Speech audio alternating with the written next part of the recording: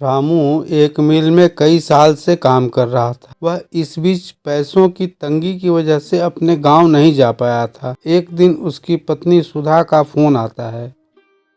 Hello सुधा, कैसे phone किया? सब ठीक तो है ना? बच्चे ठीक है ना? तुम्हारी तबीयत ठीक है ना? हाँ जी, सब ठीक है। लेकिन आप तो गांव आने वाले थे मुझे लेने।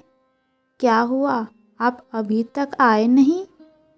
बच्चे भी हर रोज़ आपकी राह देखते हैं और मुझसे पूछते हैं मम्मी पापा कब आएंगे। सुधा, यहाँ तो बहुत ठंड हो रही है। कई बार बर्फबारी भी हो चुकी है और मेरे पास इतने पैसे भी नहीं है कि मैं तुम्हें लेने आ सकूं। क्या कहा आपने? आपके पास पैसे नहीं हैं? आप चिंता मत करिए। आप जो पैसे भेजते थे उसमें से मैंने कुछ पैसे बचा रखे हैं। आप कहें तो मैं बच्चों को लेकर आपके पास आ जाऊं। सुधा, यह तो बहुत अच्छा होगा। तुम प्रिया को लेकर आ जाओ। सुधा बच्चों को लेकर शहर पहुंच जाती है।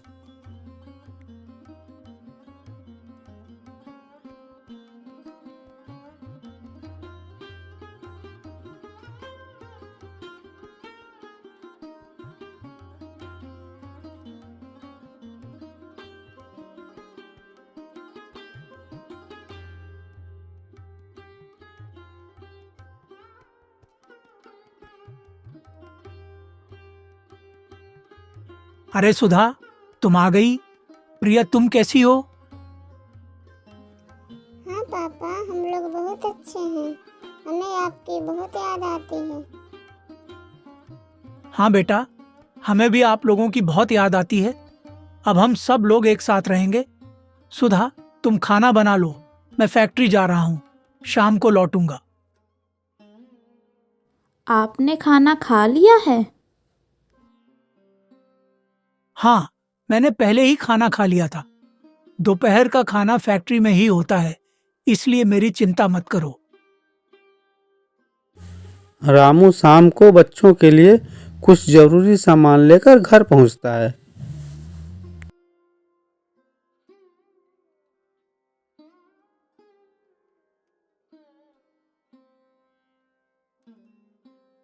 आप आ गए जी। आइए, मैंने खाना बना दिया है, आप भी खा लीजिए।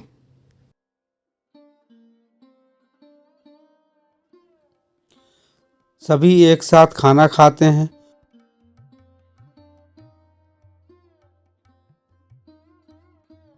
और जमीन पर ही बिस्तर लगाकर सब सो जाते हैं। रामू के पास एक ही पुराना कंबल था जो सबके लिए छोटा पड़ रहा था। किसी तरह सबने रात काटी।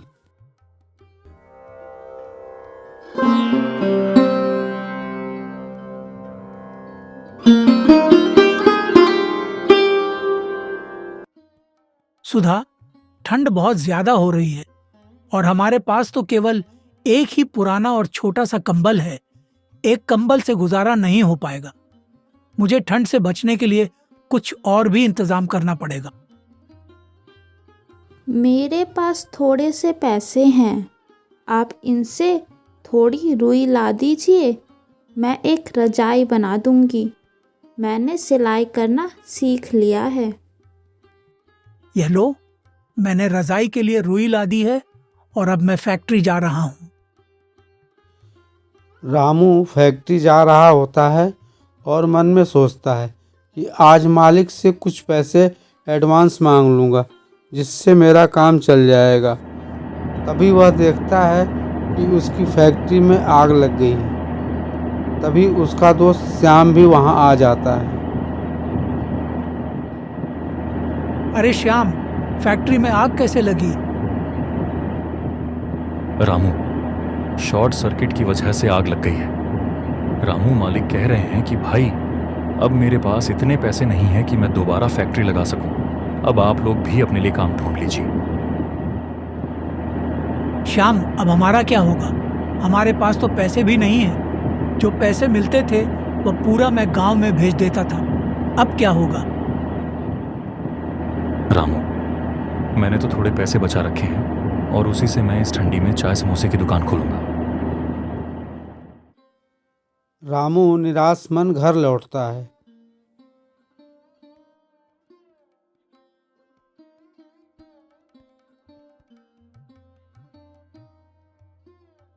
अरे, आप बहुत जल्दी आ गए। क्या बात है? आप इतने उदास क्यों दिख रहे हैं? सुधा, हमारे मालिक की फैक्ट्री में आग लग गई है। सारी फैक्ट्री जलकर राख हो गई है। मालिक ने हमें काम पर रखने से मना कर दिया है। समझ में नहीं आ रहा है कि इतनी भारी ठंड में हमें काम कौन देगा और हमारा गुजारा कैसे चलेगा। रामू के घर श्याम भी आ जाता है। अरे रामू, ये रजाई कहाँ से लाई है? रजाई तो बहुत ही बढ़िया है। यह रजाई मैंने बनाई है। मैंने गांव में रजाई बनाना सीख लिया था। भाभी जी, आपने तो बहुत बढ़िया रजाई बनाई है। आप मेरे लिए भी एक रजाई बना दीजिए। मुझे रजाई की बहुत जरूरत भी है। ठीक है भैया, मैं आपके लिए रजाई बना दूंगी। रामू, तुम्हारा तो काम का जुगाड़ हो गया। भाभी जी रजाई बना देंगी और तुम इसे बेचने का काम कर लो। पर श्याम, मेरे पास तो इतने पैसे भी नहीं हैं कि मैं रजाई बनाने का सारा सामान खरीद सकूं। बस इतनी सी बात है। ये तुम्हारा दोस्त किस दिन काम आएगा? ये लो पैसे और काम की शुरुआत करो। पर श्याम, मैं इसे बेचूंगा कहाँ? अरे बस, मेरी चाय समोसे की स्टॉल के बगल में तुम भी अपनी रजाई की दुकान लगा लो। रामू बाजार से रुई, रजाई कवर और जरूरी सामान सभी ले आता है। उसकी पत्नी सुधा रजाई बनाने में लग जाती है। सुधा, तुमने तो बहुत अच्छी अच्छी रजाइयां बनाकर तैयार कर दी हैं। बस ईश्वर की कृपा से अगर ये सारी रजाइयां बिक जाएं तो हमारी अच्छी कमाई हो जाएगी। ईश्वर पर भरोसा रखिए, आपकी सारी रजाइयाँ जरूर बिक जाएगी। रामू श्याम की चाय समोसे की दुकान के पास ही अपनी दुकान लगा लेता है। आइए आइए, आ जाओ भाइयों, आ जाओ बहनों, आ जाओ माताओं, आइए साहिबान, कद्रदान, इधर है गर्मा गर्म रजाई की दुकान। सुधा जी के नरम नरम हाथों से बनी रंग बिरंगी डबल बेड, सिंगल बेड की, प्योर देसी रुई की, बेहतरीन ठंडी में गर्मी का एहसास दिलाने वाली गर्मा गर्म रजाई केवल 500 में लीजिए। केवल 500 में, हाँ जी, केवल 500 रुपए में लीजिए। रामू की दुकान पर दिन भर ग्राहकों की भीड़ लगी रहती और उसकी सारी रजाइयाँ भी बिक जाती हैं। अरे वाह रामू, तुम्हारी तो सारी रजाइयां बिक गई। अब तो तुम काम से खाली हो गए होंगे। आओ, साथ में बैठकर चाय समोसे का आनंद लेते हैं। तुम्हारा लाख लाख धन्यवाद। तुमने इस भारी मुसीबत भरे समय में मुझे सहारा दिया है। तुम्हारा यह उपकार मैं कभी नहीं भूलूंगा। रामू, ऐसी कोई बात नहीं है। भगवान ने तुम्हारी मदद करने के लिए मुझे बीच में ला दिया है। दोस्तों के बीच में इस तरह की बातें ठीक नहीं है। फिर रामू जरूरी सामान लेकर घर पहुंचता है। सुधा, आज तो मैं बहुत खुश हूं। तुम्हारी बनाई हुई सारी रजाइयां बहुत जल्दी ही बिक गई। लोग तुम्हारी रजाइयों की बहुत तारीफ कर रहे थे। मुझे तो कई रजाइयों के ऑर्डर भी मिल गए हैं। रजाइयों से अच्छा मुनाफा भी मिल गया है। देखो, मैं तुम लोगों के खाने के लिए कुछ सामान भी लाया हूँ। यह तो बहुत अच्छी बात है। हम और अधिक मेहनत करेंगे और अच्छी अच्छी रजाइयाँ बनाएंगे, जिससे हमारी और अधिक आमदनी होने लगेगी। इस तरह सुधा अच्छी अच्छी रजाइयाँ बनाती और रामू उन रजाइयों को बेच देता था।